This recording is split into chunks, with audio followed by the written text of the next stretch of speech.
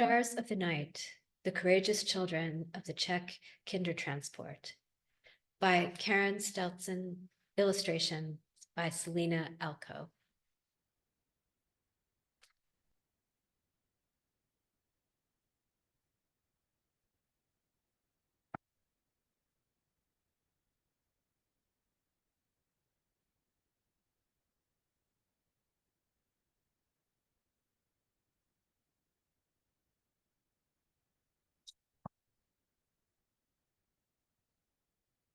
Czechoslovakia, 1938.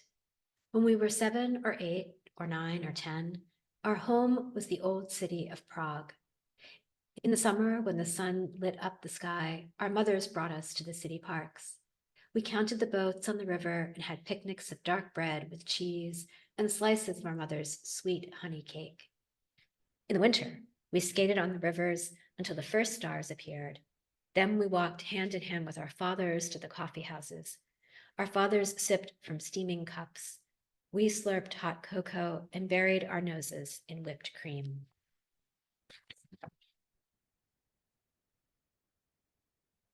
All through the year, we played with our friends, went to school with them, laughed and told our secrets to them.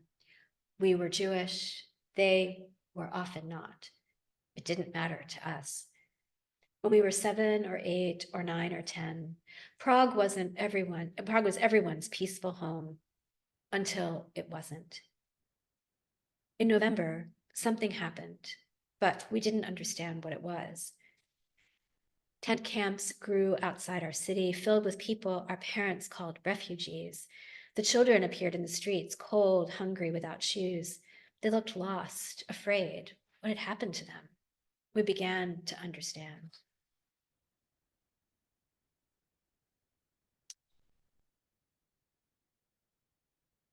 In Germany, Jewish storefronts had been smashed, synagogues had been burned. The refugees were looking for somewhere safe to go.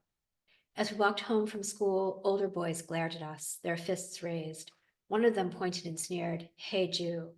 Another boy threatened to beat us up. We ran as fast as we could into the arms of our parents.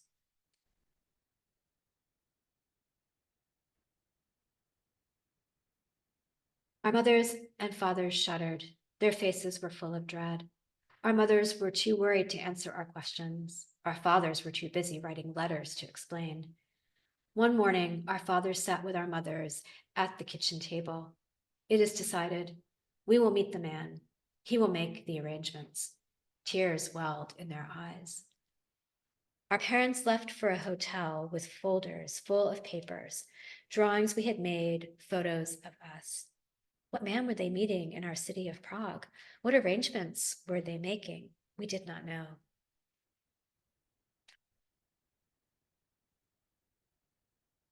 On a cold spring day in March 1939, an army of German soldiers marched into our city of Prague. Their black boots clattered on our cobblestone streets. Hitler, their leader with a mustache, stood up in a car, one arm straight in front of him. Red flags with black zigzags hung on buildings were hoisted up on poles. Crowds lining the streets watched silently. We peered out our windows. War, the word escaped from our father's lips. War? We knew the word, but what would war mean for us? We were soon to find out. One day our fathers received a letter. "It's time." Our mothers began packing our clothes in suitcases. They asked us which toys and books we wanted most to take. To where?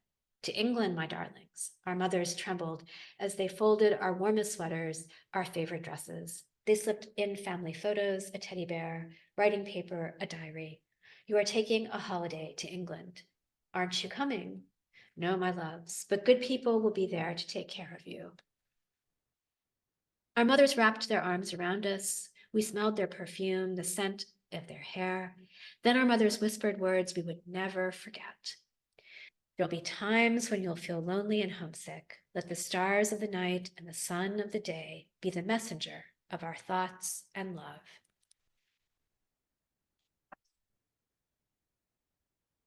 The day arrived at Prague's Wilson railway station. The platform was filled with families, mostly Jewish. Some were refugees, others were from the city, like us. German soldiers with rifles surveyed the crowd. Our fathers eyed the soldiers while our mothers cupped our cheeks in their hands. They stared at us with wet eyes, memorizing our faces. Our parents hung strings around our necks tied to white cardboard with numbers written on them. Dear ones, this is your ticket to life. We stood bewildered. Our parents never told us why they were sending us away. They never named the man who gave us our ticket to life.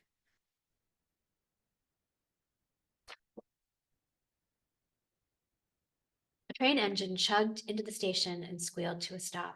Our parents gave us one last long hug before we climbed into the train car. We opened the windows and peered out. One mother stood on the platform, clutching her little girl, hesitated, then pushed her daughter through the window to us. The conductor blew his whistle. Quickly, the mother pulled her little girl out, back into her arms. The mother's dark eyes darted to the train, to her little girl's face, to us. We stared back. We wanted to be in our mother's arms, too.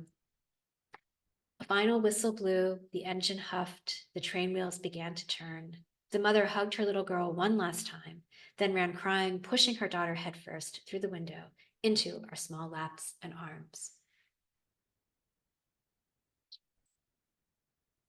The train lurched forward. We stuck out our hands and waved. Our parents waved back. The train clattered faster. We settled into worn leather seats and looked around.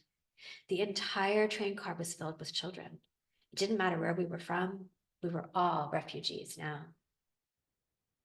We love you, we love you. Remember the stars and the sun. We shared our sandwiches of dark bread with cheese and slices of honey cake. We shared our family photos and told ourselves we would be home again soon. It was a big adventure until it wasn't. At the German border, the train slowed, stopped. The German police stomped into our train car. We cringed and hid away our photos and our teddy bears. The police snarled at us with angry voices. They squinted at our travel documents. They opened our suitcases and dumped out our belongings. That's when we knew we had no idea what would happen to us, no idea what lay ahead.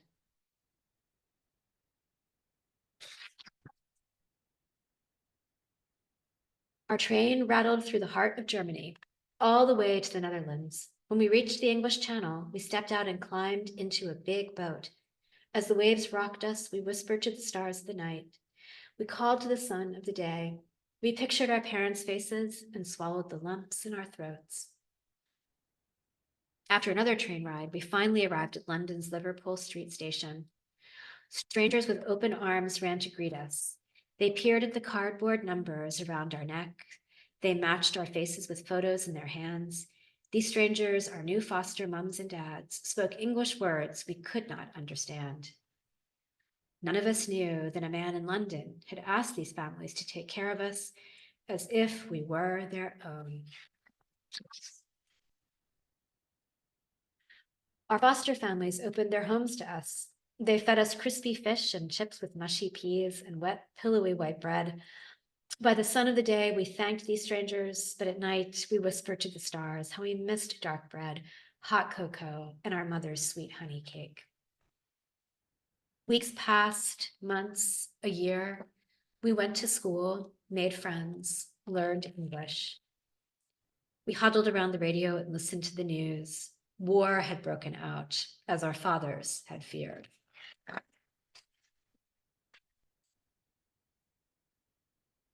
More years passed.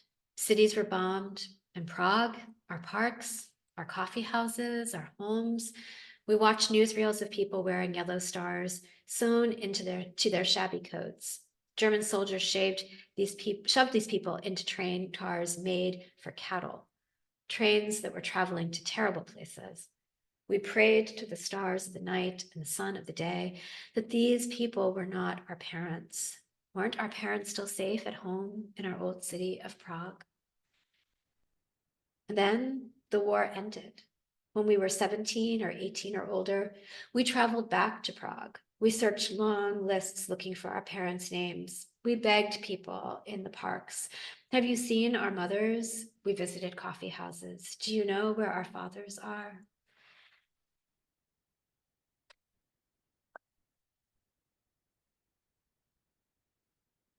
Most of us never found them, our mothers and our fathers.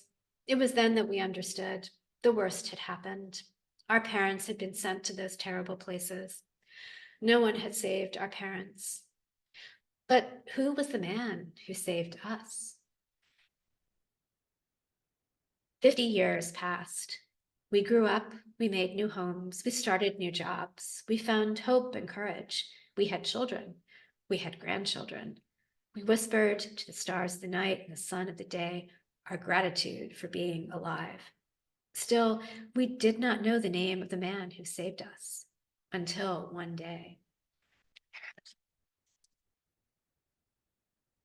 News came that a scrapbook had been found in an old trunk in an attic.